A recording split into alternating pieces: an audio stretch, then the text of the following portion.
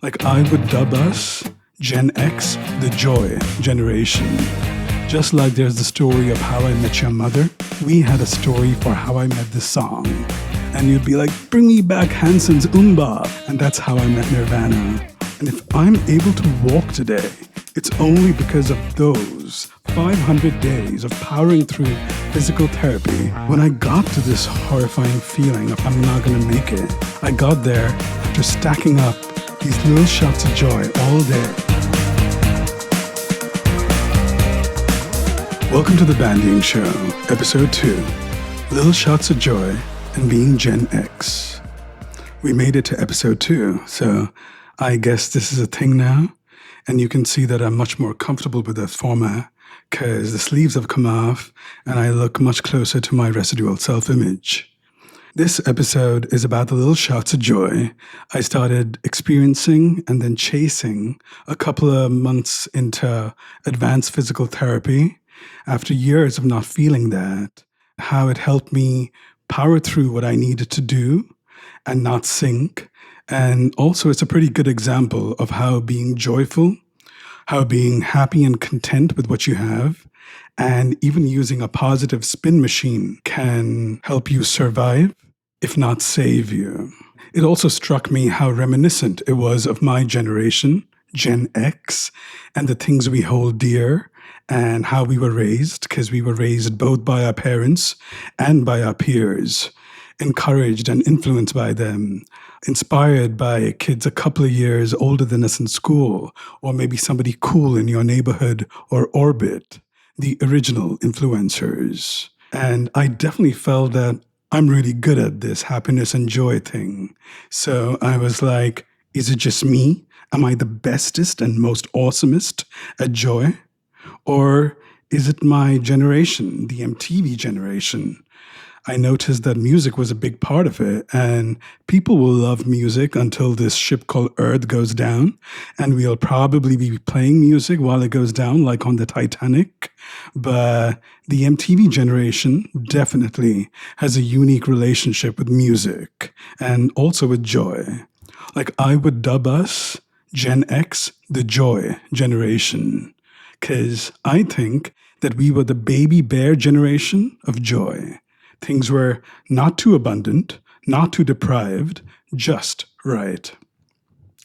And it's better than being called the forgotten generation, because one of my favorite memes is a CBS News screenshot that was talking about generations and was like, silent, boomer, millennials, post, and left out 15 years of Gen X. And the comments were like, Gen X, the forgotten generation? My favorite was probably a Gen Xer made this and is smirking somewhere, which kind of tracks. We like being forgotten. We figured out a long time ago that the less people know where you are and what you're doing, the less they can fuck it all up and make you do their bidding. If you don't know your generations, 1965 to 1980 is Gen X. So if you were born in 1981, you can't sit with us, to use one of your expressions. I'm just kidding. I think people born up to 1983 are very MTV generation. And now that the dust has settled, I'm curious that if they had to choose, which labels would the Zennials pick? Anyways, back to my story of being back in physical therapy 6 days a week. I was so tired and drained when the acute PT fatigue clashed with the chronic fatigue that I realized that I can't even daydream, which used to be one of my survival mechanisms. I figured out that I need a minimum amount of energy in my body to imagine myself doing amazing things. When I would try, I would just see myself resting somewhere. Nothing else would project. And if I tried to force it, it would almost cause dissonance and go the other way. At the same time, I was not in a bad place. I was doing something about my biggest problem, and I was better off than I was 2 years ago. So I noticed that buzzing with some post-PT endorphins, I was getting very excited about what am I going to eat. which was kind of amusing because I hadn't felt that feeling, any natural joy for years, not even on the day that was supposed to be the best day of my life. And here I was, like a teenager or a middle schooler, dressed like a middle schooler in shorts and a tanker on K Street where everybody's wearing suits. I was getting excited about a food treat. So I found a New York deli called Loeb's that would give me a pastrami sandwich, which I would enjoy. And then on the next outing, I would go to the best sandwich place, which had a steak and aioli sandwich. I don't know what aioli means, but I would enjoy that. On a day that I was looking for a chicken cutlet sandwich, I found a shop called Bub and Pops and added that to the rotation. My absolute favorite was this Asian fusion restaurant called Nushi that had an Indonesian fried rice called nasi goreng. And once in a while on my way back home, I would stop at Ben's Chili Bowl, something I only had time for when I was showing somebody around DC. And if you grew up Gen X, you know that we went out with our parents for dinner maybe once a year, if you're privileged, if the stars aligned. It was always the same restaurant. In our case, it was a Chinese restaurant, the type of place you take your friends to later on when you have some pocket money, the kind of place that becomes synonymous with the home and hometown. The rest of the time, you save petty change for a food treat. In my case, golgappas or samosas. And that's what I was doing at 43. And it kind of makes sense when your whole world comes crashing down around you like mine did. Sometimes you get reset to the last known stable version, almost like software. And I did that with Amrit and the Matrix Part 3, the only way I know how to function and feel good. I have tons of friends who, when they're getting into trouble or getting out of it, they look for a relationship because that's the last time their world made sense. But when even that failed for me, I seem to have rebooted and then got reset to factory settings. And I truly believe that 13-year-old me is the first beta version and 17-year-old me is the first fully functional release, full of bugs and flaws, but absolutely comfortable with who he is. And sometimes 17-year-old you is more you than 27-year-old and 37-year-old and 47-year-old you, because even with the hormones and even if you're mistreated, something in that 17-year-old brain knows what it likes and knows how to get it. And in my case, because I believe men get their next update at 25 when you learn consequence, and I got sick at 24, I never got my next update. So on PT days, when I would wake up, my joints would take hours to get going. So would my mind. But around 10 o'clock, I would notice that I would start feeling a little bit of adrenaline, probably from the circadian rhythm of doing PT every day. And I would start listening to my Get Psyched mix, which is Cardi and Megan, or Eminem and Dre, or Linkin Park and Limp Bizkit, or my retro mix, which starts with Here Comes the Rain Again, Eurythmics, Tribal Dance, It's My Life, Not Bon Jovi, Dr. Album, songs that people in India have heard, nowhere else, and then 11 minutes and 43 seconds of Enigma. And then I would get to ride on the metro and head to PT, and PT was really rough. Doing those exercises that are really hard and painful on joints that were worn ragged, doing them every day, but I would power through. And then I would get my dry needle therapy and have a very Gen X conversation with my therapist. And by a Gen X conversation, I mean a conversation like talking to your high school friends, where you talk about music and TV shows and everything else that you're interested in at the time, and NFL and sports and politics all at the same time, with very little episodic narration of how my day was, which works very well for me. And then I would get my food treat and head home and sit on ice. Watching a lot of the NFL and tennis, I know that elite athletes, they're doing something that is too much for their body, like playing and training every day. So they take ice baths And I made the analogy that doing PT every day or just walking around in the world is too much for my body. So I need to sit on ice packs. It's a simple example of different circumstances, analogous problem, same solution. And then around 4 o'clock, my body would go into recovery. The endorphins would wear off, and I would have to lie down on the couch. But in talking to my therapist about 90s music, I realized that I have heard every album of Pearl Jam and Zeppelin and Floyd, but I haven't heard all the albums of some of my favorite bands like Alice in Chains and Soundgarden, because I had one album in high school, a friend had another. We exchanged, heard a couple more in college, but there are at least 2 more to go.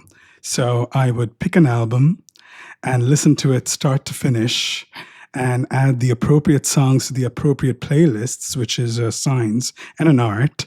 And around 6 o'clock, my body would be in intense agony and distress from the physical therapy, and I would have to switch to TV, because TV is a bit better at distracting me.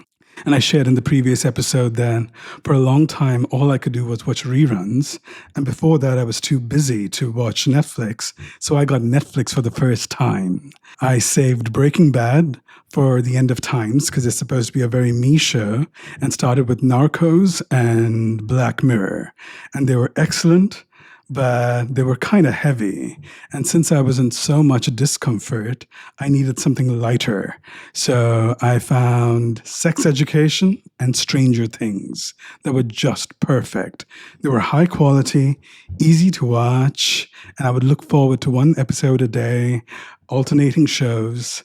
And around dinner time, my body would go into this traumatic, shaking kind of recovery where it would keep producing the signal that we're not going to make it, which is an extreme exhaustion response. People have felt it maybe in the last leg of a marathon, or when you visit a city and you walk it for too many miles, or when you're tipsy and walk past your house and you're lost for a while.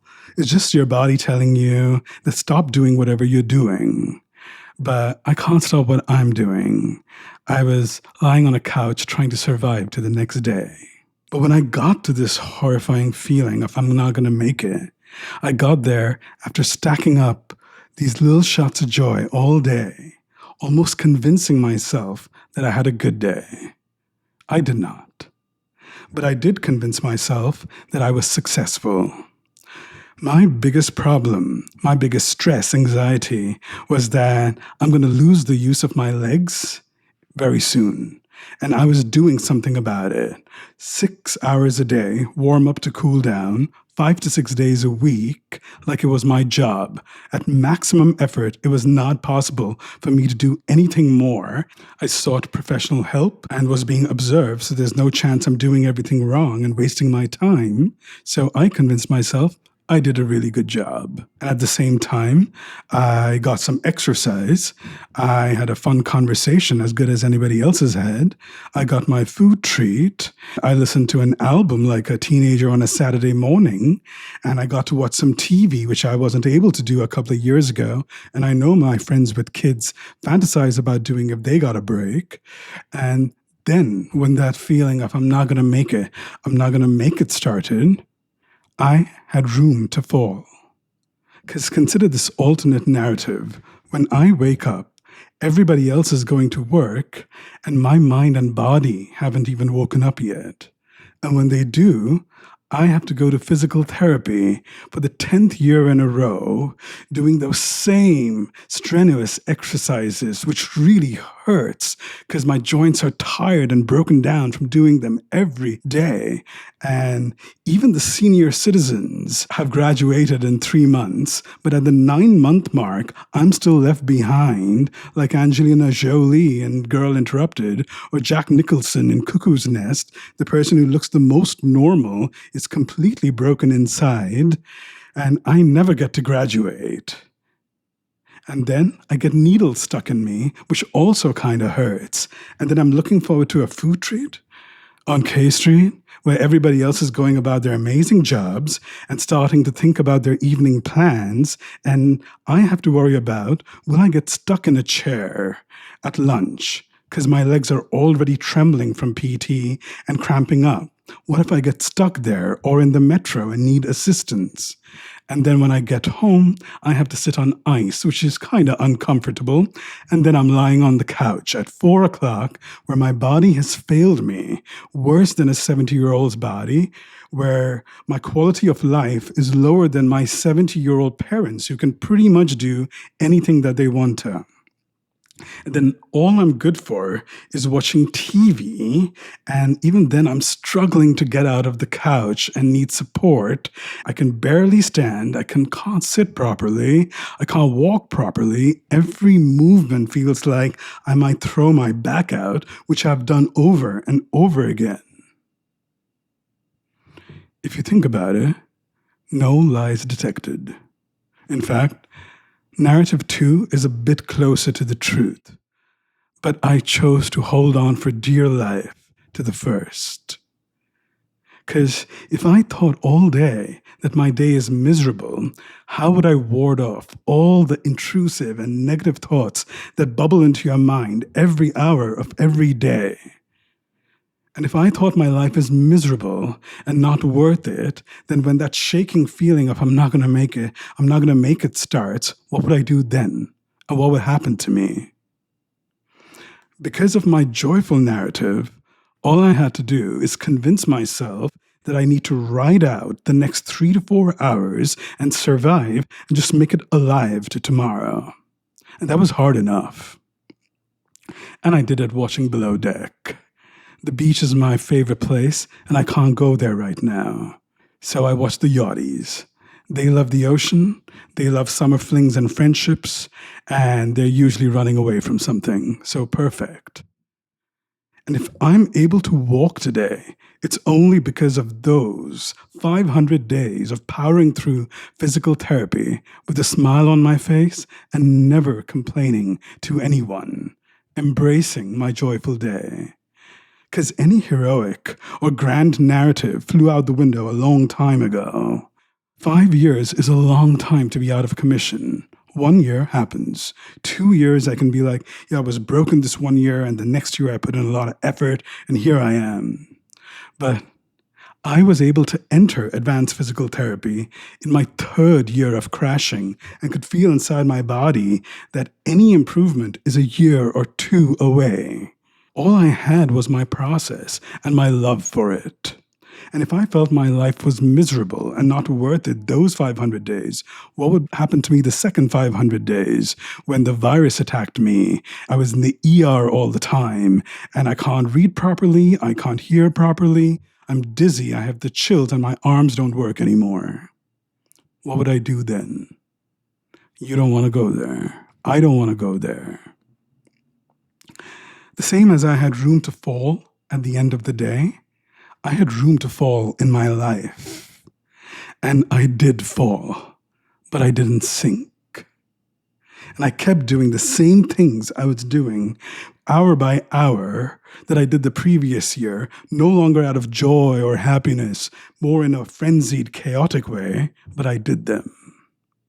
And if I'm able to do anything I love today, it's because of those second 500 days of powering through physical therapy and every other exercise while I'm broken, in pain, in doctor's offices, without giving up. And I could go on for hours about what it took to hold on to those narratives hour by hour, because it's not as easy as, ooh, I get to watch TV. It doesn't work like that. It takes a lot of work, but that's a lot. So now I'm going to switch to talking about something that is going to cheer me up, which is my relationship with music, which is a very MTV Generation story. You can probably replace the names of my favorite bands and my favorite shows with yours, and it could be your story. My favorite part of the story is that I have played guitar since I was 8, and I've had bands since I was 10. But I can talk about music for hours without talking about either, just as a music lover. And what got me thinking about generations is that this was 2023, which is post-COVID, pre-general elections, and there were all this news coming out that the general mental health of the country is suffering, and even Gen Z is getting diagnosed with clinical depression. And this was at a time that I was at rock bottom trying to find some joy. So it struck me. But when I look at it closer, at the things that I was doing to find some joy, or the things that brought me joy when I was a teenager, I can see that they're all still there in the world, but the joy factor goes south really quick. And it almost makes you think, is Gen Z a bit screwed and Gen Alpha? And the short answer is no, hopefully not. They are great at handling large amounts of information. They're born into this world of technology. Many things are much, much better. So they'll hopefully find a way of putting together the best of the best for themselves. And maybe even the platform that hurts them will teach them how to fix themselves. But what about Gen Xers? I think Gen Xers, especially those with a slightly different personality type than mine, are also at a big risk because they could often find themselves severed. God, Severance is such a good show. But I digress. Severed from their generation, from their joy process, something they learned a long time ago and is no longer in the world. So my first memories of music are from 1986 when I was 6 years old, listening to Police, Every Breath You Take, Easy Lover, The Beatles, the Top 40 on vinyl. And I used to watch Knight Rider and A-Team along with my Bugs Bunny and Pink Panther cartoons. And I used to only eat fish and chips and burgers because I was a British kid. And the same year I moved to India, and none of it was around me anymore. That is the first instance, looking back, I would say, that my generation served me well. Within 6 months, I was an Indian kid lining up in the streets of Kolkata for puchkas, golgappas, and sitting in front of Bengali or Hindi Bollywood movies with everybody else, even though I'd never heard Hindi before. And a while ago, I was watching the IPL, the Indian Premier League, which is cricket, and I could see these South African or West Indies, Caribbean, and Australian kids of the players, because the players are old now, so they have kids, belting Bollywood lyrics while it was blasting in the stadium. And I was like, that was me. It didn't matter to me that less than 10% of my lyrics were correct.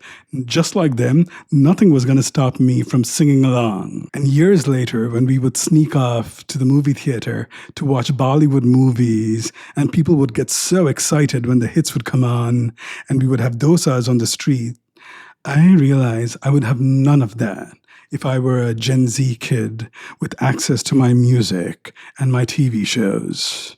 My relationship with my friends would be completely different, and my life would be completely different. The first cassette I ever bought was a Bollywood movie soundtrack for a movie called Qayamat Se Qayamat Tak, which is a Romeo and Juliet adaptation. And while I feel a little jay of Americans who were teenagers in the 90s, because in my head, you were sneaking off to Lollapalooza to see my favorite grunge bands, or in high school, sneaking away to see an underground band that in my head always sounds like the Cranberries or Radiohead or the Pixies. India was a great place to be if you wanted massive amounts of music thrown at you all at the same time.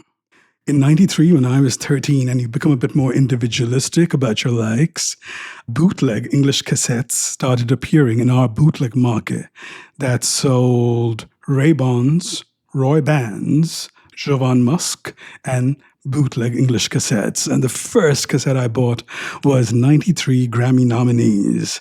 And to the day, when I listened to Jeremy Pearl Jam, which was the coolest thing I'd ever heard, when it stops, in my head, Crisscross Jump starts playing. And when that stops, En Vogue, Free Your Mind starts playing, just like the music gods intended. And once in a while, I still listen to Mariah's I'll Be There before I listen to Jeremy, because that's the way I heard it the first time. And the same year, in a hotel in a bigger city, Hyderabad, I saw Cable for the first time, and it was Madonna's Vogue and Jackson's Beat It playing. And years later, when Cable came to my small town, it was still Madonna's You'll See and Take a Bow and Jackson's Dangerous playing, along with some Boys to Men and Eric Clapton. And when you're happy just waiting around for those to come back on, you see a bunch of punk rockers thrashing out in a basketball court gymnasium, and it's the coolest thing you've ever seen.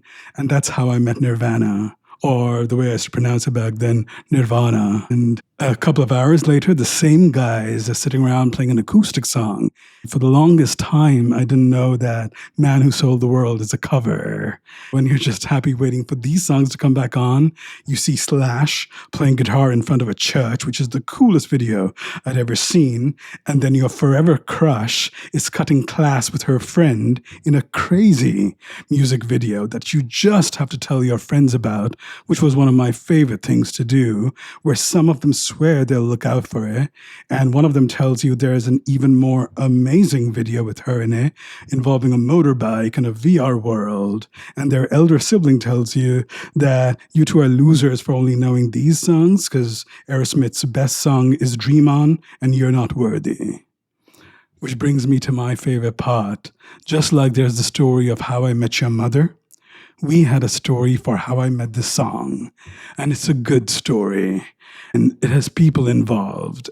Now, many of these stories are getting even closer to our hearts, because not only are the artists dropping like flies, maybe the person who brought it into your life is no longer around, and maybe they were older than you, or life, or they're musicians, and musicians just die young. That's what they do. Then MTV Rewind or Channel V Classic, which is our VH1, used to come on. And I swear I've heard Sultans of Swing, Bohemian Rhapsody, and Hotel California played back to back to back, where some VJ, probably a pusher like me, sitting in Dubai or Mumbai or New York, is like, play it all. These fuckers need to hear this. And also throw in Tracy Chapman's Fast Car, because we just showed them Give Me One Reason, and they need to know that this is out there too. And the next few years was having song after song thrown at you, whether it's Don't Look Back in Anger, Tears in Heaven, Unbreak My Heart, Foolish Games, TLC, Backstreet Boys, Britney, Christina, Bryan Adams, Bon Jovi, some more Bryan Adams, because India listens to more Bryan Adams than Canada. And we didn't even know he was Canadian. We thought he was so Hollywood. And at the same time, A.R. Rahman was making such amazing music, which will still go down as some of the best songs I've ever heard in my life. And there were so many ways we could try to get our hands on this music. We saved up for cassettes.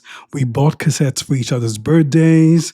At the same time, elder siblings and relatives were moving to bigger cities and overseas, and when they're coming back, you'd beg them, bring me back Use Your Illusion Part 2 or Metallica Reload, and they'd bring you back Metallica's Black Album or Appetite for Destruction because they know what's best for you. And you'd be like, bring me back Hanson's Bop, and they would be like, absolutely not. You need to buy that with your own money. And when you do, it's totally, totally worth it. And my favorite way to get a cassette was we used to have these Battle of the Band or Jeopardy type 20-event competitions inter-school hosted by the graduate trainees who worked at the local company. And they were worldly and they knew everything because they were 22. They would buy us these cassettes as the prizes that were not available in our small town. And in the Battle of the Bands competition, we won Radiohead, The Bends, and I could listen to Just anytime I wanted to. And it was my favorite song and favorite music video. And in a charades competition, yes, I had a charades team. Yes, it was unbeatable unless you cheated. Yes, I could have gone pro, and yes, it was more precious to me than my band. But we won Soundgarden's Down on the Upside, and the first song is Pretty Noose, which is still my favorite Soundgarden song. It didn't matter that they gave us 2 cassettes for a 3-member team, because I would go home and immediately make copies on my 2-in-1. which Americans call a dual cassette recorder or a dual deck boombox, but mine had no boom on it. It was a 2-in-1, not to be confused with a 2-in-1 ice cream, which is vanilla and strawberry in a cup. And if it's vanilla and chocolate in a cup, that is not a 2-in-1. And I would make copies and give it to my friends, and then I would sit and make my mixtapes. And not just for my crush, for myself, because that is self-love. Now there is so much more song and music on demand in the world right now. But if you think about it, all the things that are making me smile, the waiting for the song to come on, the telling your friends about it, the story of the song and who brought it to you, and the rituals around it, those are the ones that have taken the biggest hit. And the same thing for TV shows. I have never had so much joy around a TV show as waiting for 24 to come on. I think Mondays at 9 o'clock. I watched the earlier seasons with my college roommates where we would catch up on the seasons that we had missed when the whole house had the flu. And the later seasons in my first group house in DC, where I would come down at 8:45 to reserve the big TV because my roommates would be watching Gossip Girl. And if I did not come down, they would move on to Project Runway. There was so much going on in like 15 minutes of Gossip Girl that I found myself coming half an hour early and then the full hour early. And that is the story of how I've seen so many episodes of Gossip Girl. And also, Lil J, aka Taylor Momsen, needs to be the next lead singer of Soundgarden. I know this, she knows this, Soundgarden knows this, and the Batu Bitter knows this. So make it happen. XOXO. But I digress. Whether we were watching 24 or The Wire or Friday Night Lights, we watched it with friends and lovers, and then we discussed it with everybody we ran into until you meet that one person who is as crazy about it as you are, and then your relationship is way too dependent on indulging in this show, but it's also fun. And now I'm just in overtime, still enjoying talking about it. Still talking about how when cable first came to India, India was behind America. So they would play shows like Friends or Seinfeld, one episode a day for us to catch up. And that is still my preferred way to binge a show. And shows like X-Files and Baywatch and Beverly Hills 90210 and Wonder Years, they would play once a week. And I loved talking about them, probably more than watching them, because during my rerun phase, I realized I've watched 1 in 4 episodes. And even more than that, I liked making references. Whether it's about a glitch in the matrix, whether it's telling somebody to go suck a fuck, or saying, could I be any more Gen X? I like my references, and most of us liked participating in them. My ex did not watch any movies that she found violent. It was not her thing. But because I loved them, she was the first one to say things like, the first rule of so-and-so club is that you don't talk about. And the second rule of so-and-so club is that you don't talk about. And she would do the primal fear stutter. And sometimes she would just start saying, Kaiser Chose. Anytime I told her, I'm going to tell you a secret, but you can't tell anybody, which is not even the right reference. But it didn't stop her. I did not watch any fantasy until I was 28, but any time anybody talked about Harry Potter or Lord of the Rings, I would do my accent. I'd be like, hello, I'm Harry Potter. I'm the chosen one. Fancy a magical snog, which is neither here nor there. Or I would say, my precious. I would rather do these accents than let you know that I have not read the books and have not watched the movies, because I wanted to be a part of it. And tons of my guy friends have never watched rom-com, but when your girl starts saying things like, I'm just a girl standing in front of a boy, or you want to love me and you want to date me, or goes and spreads her arms wide on a boat, you know what's up and you know what to do. In contrast, these days, some people think that it's their moral obligation to let you know that they don't like the show that you're talking about. And the same person gets butthurt if you tell them that you don't like the show that they're watching. In the 90s, if you went around telling everybody that you don't like their shows, you would be one of the original incels. We had one show and one band that we're allowed to shit on. Mine was AC/DC because they're too happy. That too, if I think you're fit, I'll let you know how much I like Those About to Rock. And if I said that about 2 or 3 bands, you'd be completely fair in letting me know that, hey, you need to be more like AC/DC and lighten up your music a little bit. But it also makes sense. Back then, we watched a lot of shared joy, common joy shows that were not very inclusive, but everybody knew the references. And then we had one niche that we kind of liked that nobody else listens to. Whereas right now, everybody watches very niche shows that are very close to your heart, much better representation, but everybody doesn't know about them. And most people have one shared joy thing going on. And it hurts more when something close to your heart isn't appreciated by others, and then you feel rejected, and then you do the same thing to other people. I absolutely think that Game of Thrones was the MTV Generation's reunion, or even a last hurrah, where we watched it in groups, we discussed it after, we posted about it on social media. I once went on a rant in the comment section of my own post after the Danny episode that I was so happy with that if I ever went back to college, I would submit that as my college essay. Around the same time, I was seeing somebody who used to watch The Bachelor with her forever friends, sometimes at my place, and the number of rituals this group had around that show. Sometimes I would be like, they're having way more joy than I'm having watching Game of Thrones. On a related note, I would absolutely admit that right now, Love Island, with its can I pull you for a chat and you're my type on paper, has absolutely found a best of all worlds way to make fans look forward to one episode a day, giving them technology to vote people off the island or save them, endless podcasts to indulge in speculation, and then you can also go on Instagram stories and stalk or do research about which guy went in there with a girlfriend back home and is cheating on her and needs to be punished.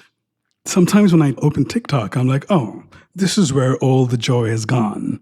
But if you look closer, sometimes you're like, are even these people having that much joy? Because if you're a kid watching that, you could be like, well, this is fun, but I'm not the one doing these dances or challenges, definitely not with my parents. And if you are the one doing them and you get 100 likes, which is a lot, you could be like, well, a bunch of professionals just did it and they got thousands of likes and I could never do that. They're probably looking at somebody who didn't do it half as well, just get 300,000 likes. They're thinking, what the fuck? And that person who should be at the top of the joy pyramid, their next post probably got 200 likes and things will never be the same again. A simple example of how technology sucks the joy out of the world because they are greedy and joyless that I'm reminded of every time I go to University of Maryland campus, because there's a strip mall there, the one that has the Chipotle and the noodles. There used to be parking meters there. And there's a parking enforcer who is merciless and gives no quarter. You would head there with your 1 quarter because you just did laundry. And when you're walking over, you're doing the math. Do I get my food? Do I get more quarters? And then you see it. 30 minutes paid for by somebody else. It is silly, it is stupid, but it is instant joy. You're like, today's my day. The odds are ever in my favor. And instead of replacing it with the best of all worlds, which is the same meter that takes credit cards, they've replaced it with a giant parking machine, which is convenient because credit cards are convenient. But that machine has never once told me that parking spot 22 has 30 minutes left on it. Congratulations. I'm not asking it to be a good AI and tell me, hey, parking spot 23 has 40 minutes left on it if you want to move your car. I'm asking for what is mine. That is my parking spot that's paid for. That is my joy to have. You're robbing me of my joy. You're robbing my generation, the joy generation, of its joy. And it should be illegal to charge two people for the same time for the same spot. So, to wrap up, if you're going through something that's dragging you down and you're actively into self-help, you can use what I shared in the first half about using a positive narrative to survive for years and not sink, to maybe make your own. I will share, though, that I seem to be very narrative driven and I'm very good at it, but I have narratives that have saved me. And I've recently realized I also have narratives that are absolutely false. And some of them have helped me, some of them have harmed me. And I might even examine some of those on this podcast and fix them or end them.